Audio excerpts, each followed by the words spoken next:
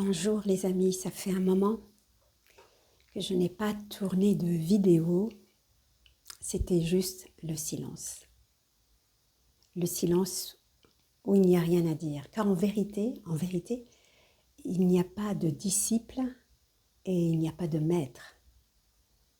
Car quand bien même il y aurait un maître et un disciple, ou quelqu'un qui sait et quelqu'un qui ne sait pas, on est toujours dans le monde du rêve en fait. Quand je dis le monde du rêve, c'est le monde de la manifestation. Et tout peut se jouer ici. Bien sûr, on peut rencontrer une aide en particulier pour avancer vers l'être, vers ce que nous sommes, même si en réalité on n'avance nulle part parce que l'être ne bouge pas. Quand je dis avancer, c'est en termes de processus, de décantation, processus de dépouillement, de tout ce en quoi je crois, sur quoi je me base. Le fait de ne croire que dans ce que je vois, cette matière, et de m'arrêter à cette matière.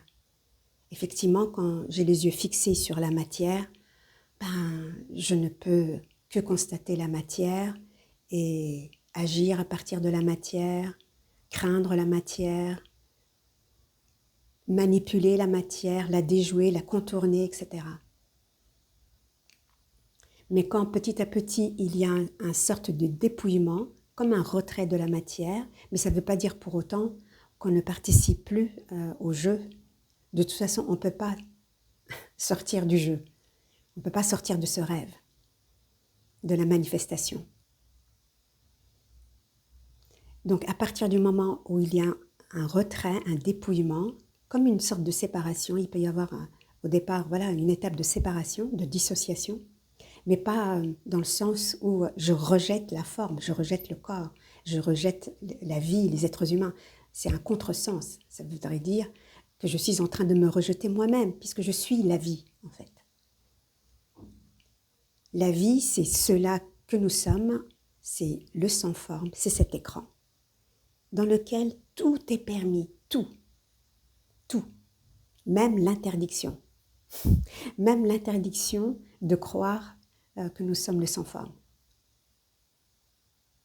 Ou plutôt l'interdiction de ne pas abonder dans le fait qu'il y a autre chose que le monde visible, que ce que je touche, qu'il y a autre chose en amont.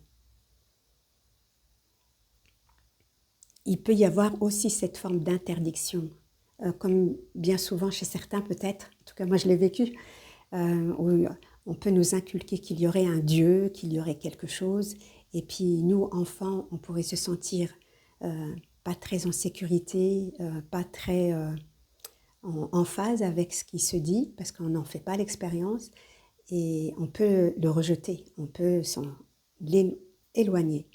Tu vois, ça fait aussi partie du jeu.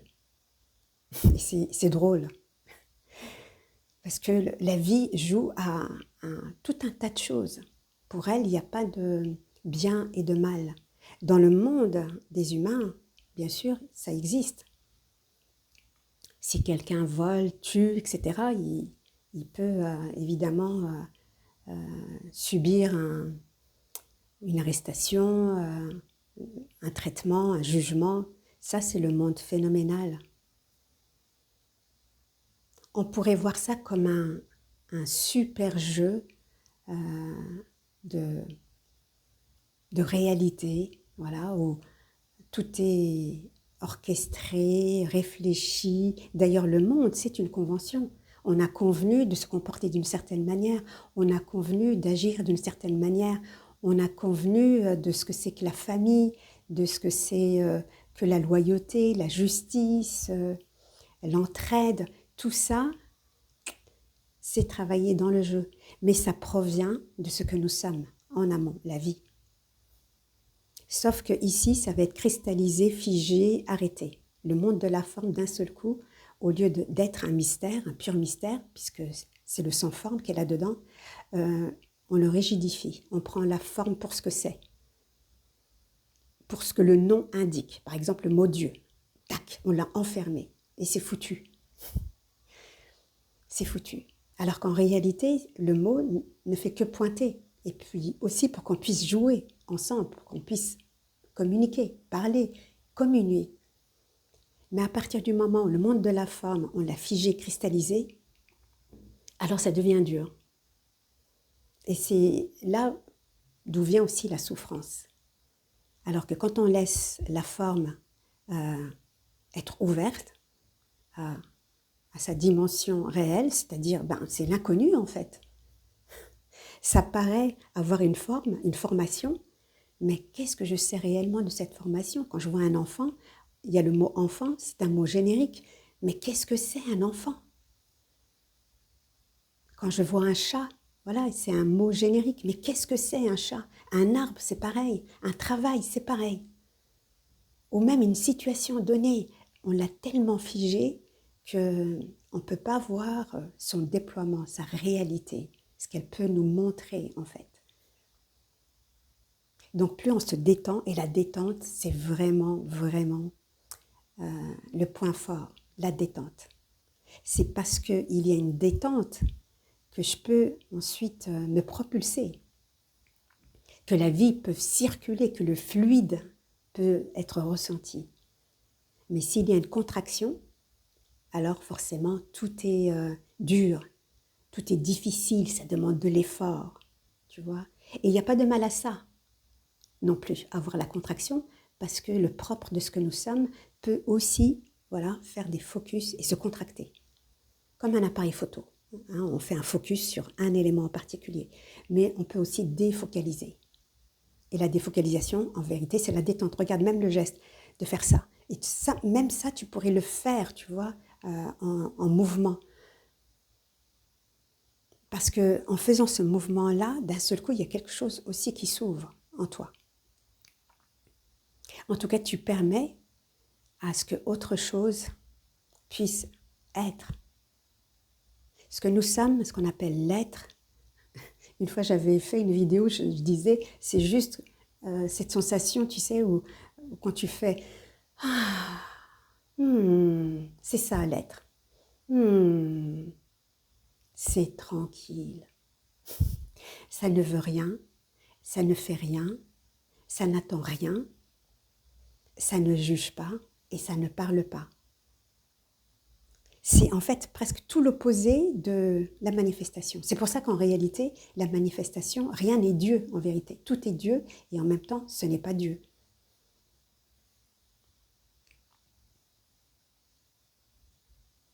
Et souvent, tu as entendu cette phrase qui dit « Mais Dieu ne parle pas, j'ai beau lui parler, il ne me répond pas. » Et on attend, tu vois, on espère quelque chose de là-haut, je ne sais où, ou des guides. En fait, Dieu ne peut pas parler parce que ce que nous sommes véritablement, c'est le silence.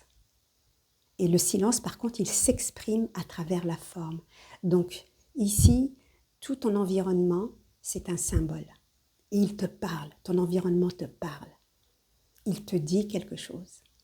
Mais pour cela, pour pouvoir entendre et rentrer en résonance, faire un finalement avec l'environnement, quand bien même il serait délicat, difficile, c'est là où en fait tu reçois de l'information. Pour aller où, pour faire quoi, pour dire quoi, je ne sais pas. L'information est là. Parce que c'est toi, l'environnement c'est toujours toi en fait, ça parle de toi. D'une certaine manière, ça parle de toi. Donc tout est symbole. Donc qu'est-ce que cette situation, qu'est-ce que cet environnement cherche à me dire? Ou à rentrer en communication avec moi? La nature, la saison, un nuage, la pluie, une tempête, quelqu'un qui fait du bruit. Tu vois, est-ce que je rentre en résonance ou est-ce que je suis toujours en train de me distancier en me disant moi je reste là et l'autre je le laisse là-bas. C'est plutôt à l'intérieur, laisser rentrer ça, rentrer en résonance avec ça, faire ce un.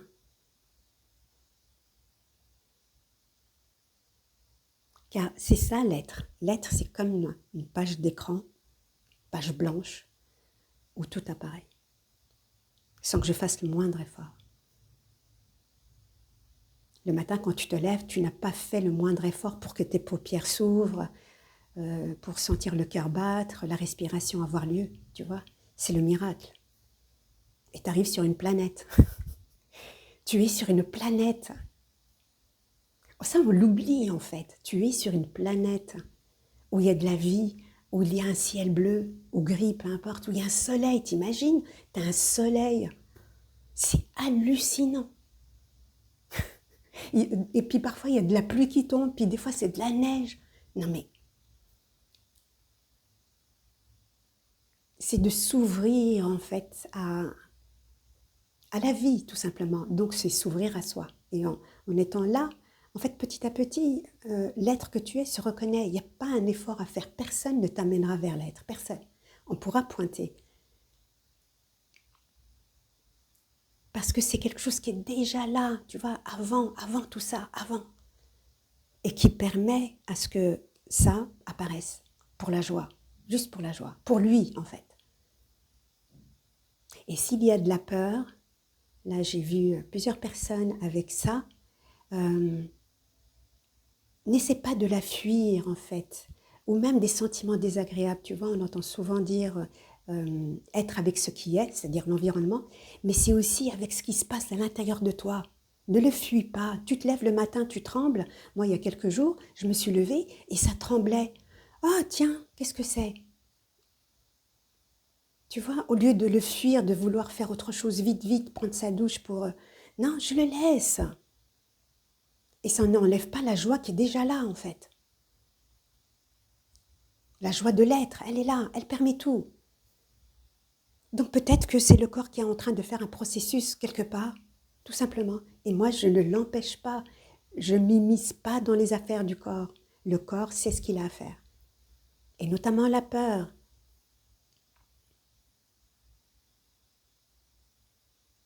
Si tu as des peurs, appelle-moi. Je vais te guider là-dedans, à la rencontrer en fait. Car en réalité, très souvent, quand il y a la peur, la joie est là en fait. Sauf qu'on veut accéder à la joie, mais on ne veut pas de la peur. Et si en fait, l'épreuve, en quelque sorte, c'est te prouver à toi-même qui tu es, c'est-à-dire la totalité, dont la peur, de la rencontrer, pas de vouloir s'en débarrasser, pas de vouloir l'éliminer, mais de la rencontrer. Comment ? Je la laisse me traverser.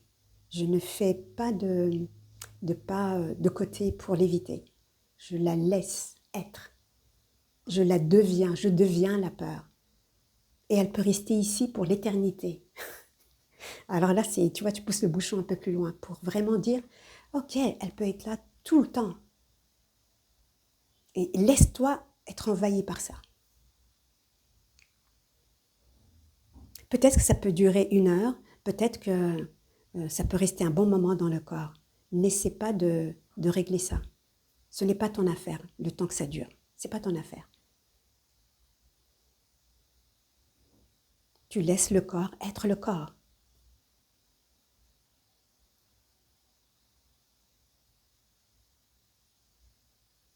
Et tout ce que tu cherches, en fait, quand tu fais des demandes ou des appels, en fait, c'est toi. Ça parle que de toi. De l'ouverture à toi, à l'autorisation. En fait, l'écran, qu'est-ce que c'est l'écran? C'est l'autorisation, c'est la permission. C'est qu'est-ce que je ne me permets pas?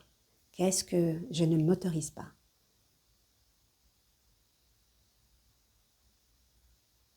Et tous les êtres humains ont ça. Personne ne fait exception à ça. Justement pour revenir à l'autorisation première, initiale, qui est la source, qui permet tout. Mais qui ensuite, elle peut réajuster, réaligner, corriger, tu vois, tout ce qui n'est pas elle finalement. Tu vois, de ramener ça au niveau de l'amour, au niveau de la paix, au niveau de la sérénité, au niveau de la créativité, de l'ingéniosité, toutes les qualités de l'être en fait, qui ne demandent qu'à s'offrir, qu'à se donner. Le merveilleux est là, parce que c'est toi.